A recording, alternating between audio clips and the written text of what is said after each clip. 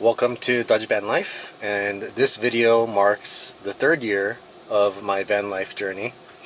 Yeah, 3 whole years, wow. Never thought, I guess I did sort of plan on doing the van life for at least 2 years, maybe three, and now that I fulfilled three, I gotta say, yeah, I'm kind of done with it. I mean, it's not bad. If I were to I guess settle, I guess is the right word. Maybe it's not settle, but if I were to just like kind of decide to be content with my life as it is, then it's actually not that bad. Other than not having a physical address, which kind of sucks. So if you do live the van life, I would definitely recommend having a friend or a family member, let you borrow their address for, certain things. I kind of don't really have that. I do just sort of use an address that maybe I shouldn't. And then I have my mail sent elsewhere. So you could also do it that way, but that's kind of risky, right? You probably want to use an address that you actually have access to. I guess what I'm saying is that basically you're homeless, right? Technically, you are homeless.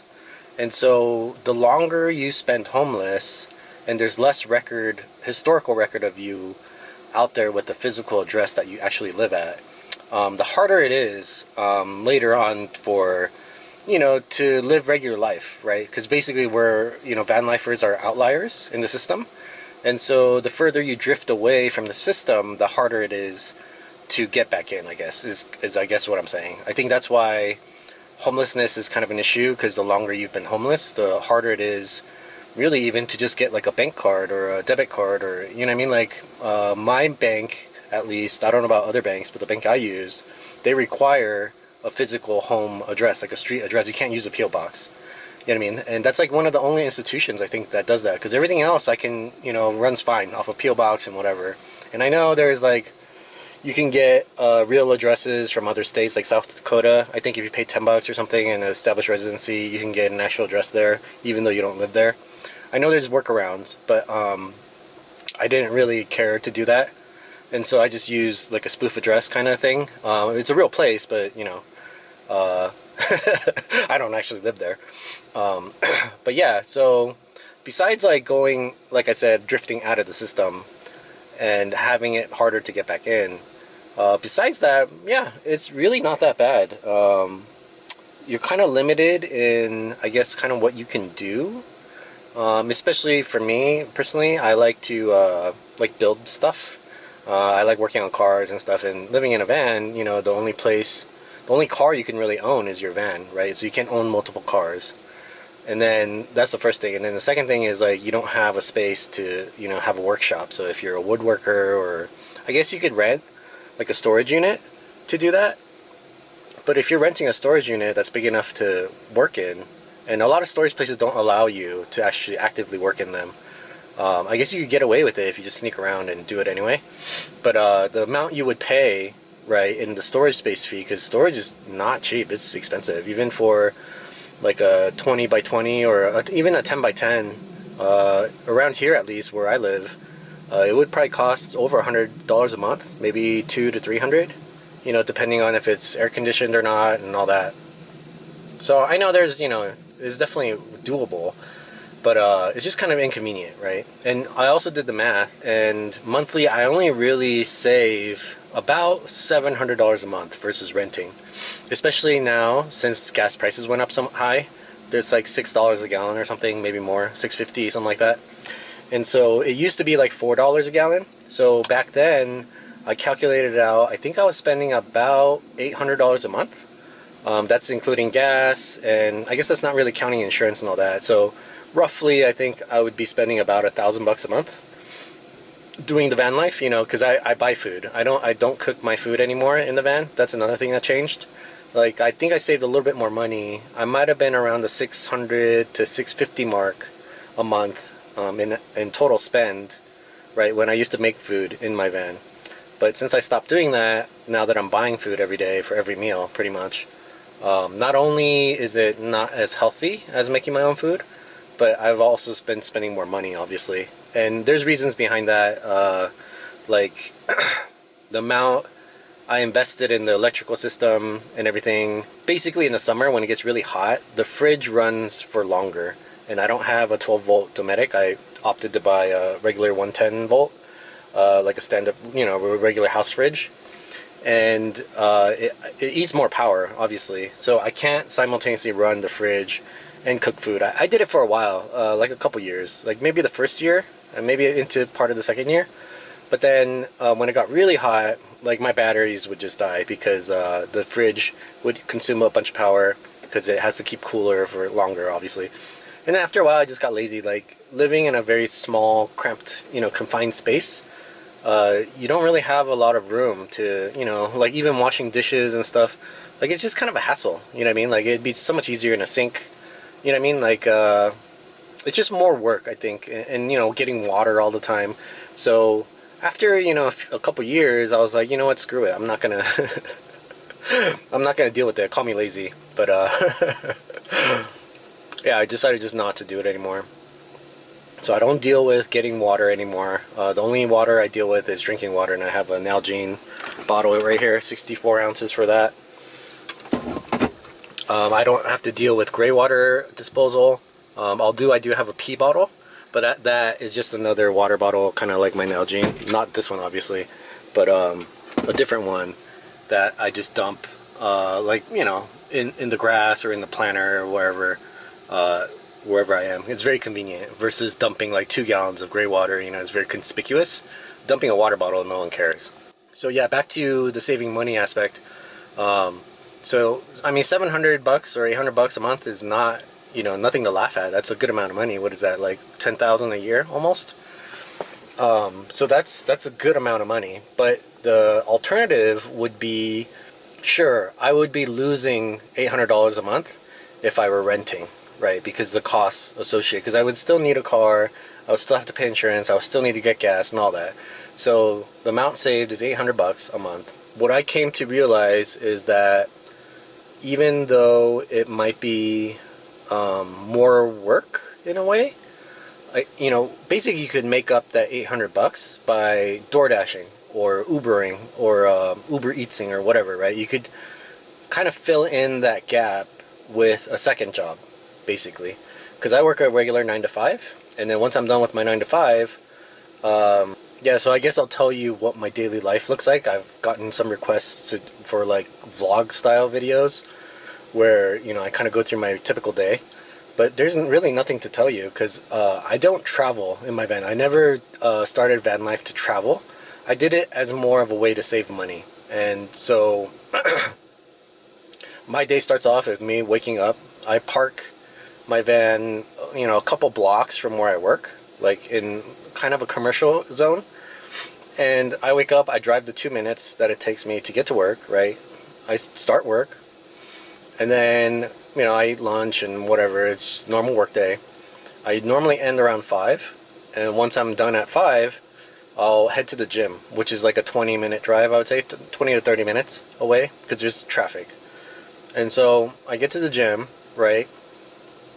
I work out, and I'm usually in the gym for like a couple hours, like 2-3 hours. Because I shower there as well. So I get a workout in, I shower, and then I go get food, right? And then once I eat food, it's like 9 or 9:30, sometimes 10 o'clock at night. So then, I just drive back to my parking spot. It's probably 10:30, 11 by then, depending on, like how late I just sit and, hang out.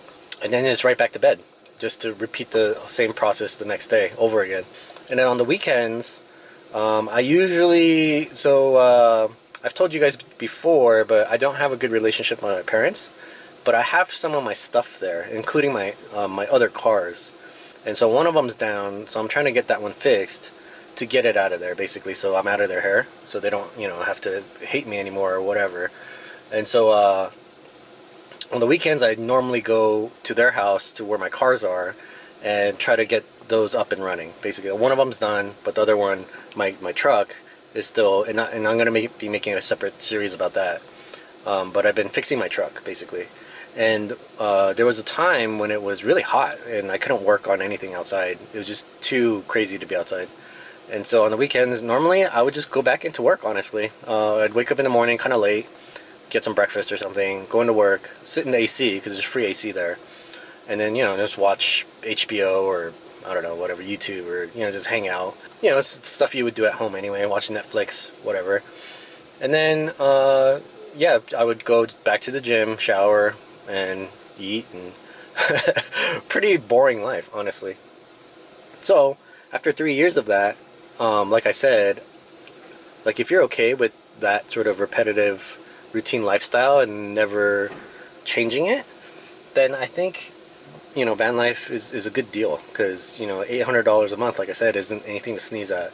It's a good amount of money. You could spend that 10K a year blowing it on Tesla options, you know, like I did. And I didn't win. Tesla options are hard, man. They're not easy. But, or you could spend that 10K doing something else. I don't know, starting a business or something, or, you know, whatever you want to do. So I'm not saying that it's insignificant amount of money, but if you did rent an apartment, right, like the cheapest thing you can get or whatever, and then run a side hustle, like basically a DoorDash or whatever, you could probably pull in, you know, what is it, an extra 1,000 a month doing that. I mean, you would be a lot busier, because in the van I have a lot of downtime, but you know, like, you actually have a place to sleep. That's the benefit, though, is the, like, my bed is good. It's an IKEA, from IKEA. It's like a real mattress and all that. It's nice, but it's not like, you know, a queen size, you know, where you could sprawl out and really relax and stuff. You know what I mean? Like, it's not like that. And you don't have, you know, like a couch and a TV. Like, that's extra stuff. Like, if you didn't have, you have to spend money on. But I have some of that in storage, so I wouldn't have to pay for any of that stuff. So it's like, you know, I'm kind of sacrificing my comfort for the $800 a month. And I guess if I was younger, I think, yeah, totally, you know, like, it's a no-brainer to do that. Especially if you're in your 20s and you still have you know, kind of semi-support of your parents still. But I'm a lot older, you know, so the comfort is kind of getting to me, because my body doesn't recover as it used to. And so just having a place where I can, you know, rest my you know, body, and eat, you know, actual food that I can make, that's healthy, instead of eating out all the time. Stuff like that, I think it's just a little bit more beneficial. I guess your priorities change as you get older. Other than that, it's kind of an interesting experience, for sure, van life. I'm not sure that everyone should try it, but for the more adventurous people, I wouldn't say it, like, made me harder necessarily, but it did sort of, I guess it taught me, like, catastrophe resistance, or I don't know how to put it, but I mean, because, like, I've had my van, this is my second van, actually, so the first one completely broke down because the transmission died, right? So I was stranded. And then in this van, I've been rear-ended in the middle of the night while I was sleeping, right, by some, you know, drug addict or whatever. I don't know what's going on with him. But he hit me pretty hard at, like, probably 25, 30 miles an hour. I mean, my van's fucked up. I think you've seen it. I've showed you guys it. But it's pretty fucked up.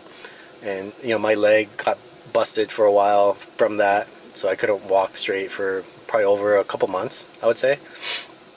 I was limping around. I mean, that was an experience. And then I've had attempted break-ins, like someone smashed this window right here on my passenger side. So, and they tried to break in, and I was ready to stab a motherfucker, right? Like, I had my knife in hand, my butcher knife, and I was about to stab somebody, but they, you know, thankfully they ran away before I could do that. And then I've had someone try to steal my catalytic converter in the middle of the night while I was sleeping. I've had, you know, my ball joints just, you know, quit on me because they were made in China. I've had, you know, tire blowouts. Like, I've had all kinds of failures where my fuel pump just stopped working one day in the middle of the road.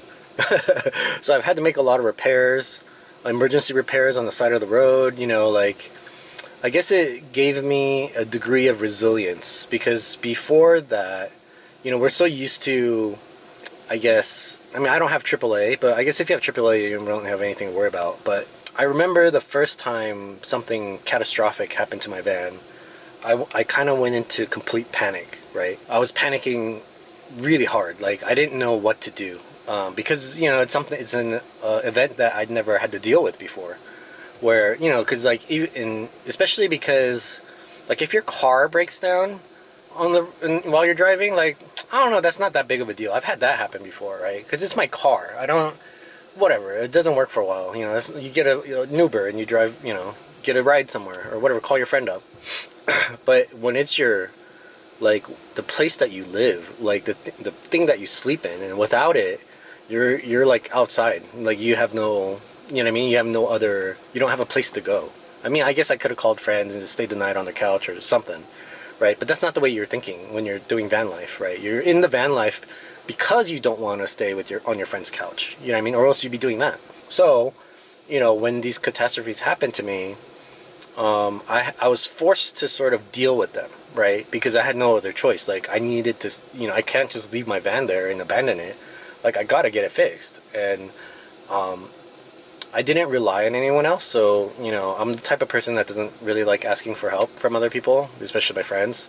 Because I don't want to, like, owe them favors and stuff, you know what I mean? I want to keep it, like, very, I don't know, at an arm's length, I guess, if you want to call it that. Maybe I have trust issues, I don't know. But I had to learn how to just, fix the problem. For example, when my fuel pump went out, that one I definitely fixed on the side of the road. You know what I mean? So I guess the moral of the story is that now I'm less prone to panic when something catastrophic happens, right? And that's not just with my car or, my van or whatever. It's just kind of life in general. Like, nothing really phases me now because you've gone through, or I guess I've gone through, things that could be so much worse, right? So when small things happen in life that aren't really, it doesn't have to be car related, it could be anything. But it's like, in comparison to the other things you've handled, right? It's just it's not that big of a deal, you know what I mean? Because it's like, well, this is definitely better than, having to, align my drive shaft in the middle of a highway. You know what I mean? Because my drive shaft fell out or whatever.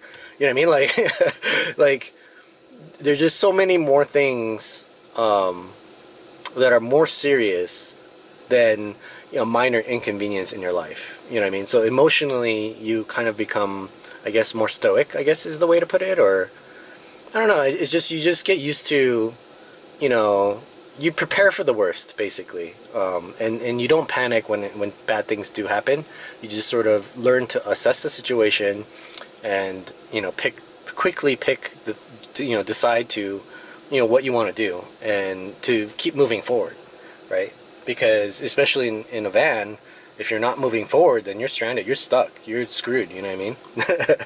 You got to figure something out because you're in people's way. The sun's going down, you need to sleep that night, and you can't just leave it there, like you have no other choice. And so I think that was very beneficial for me.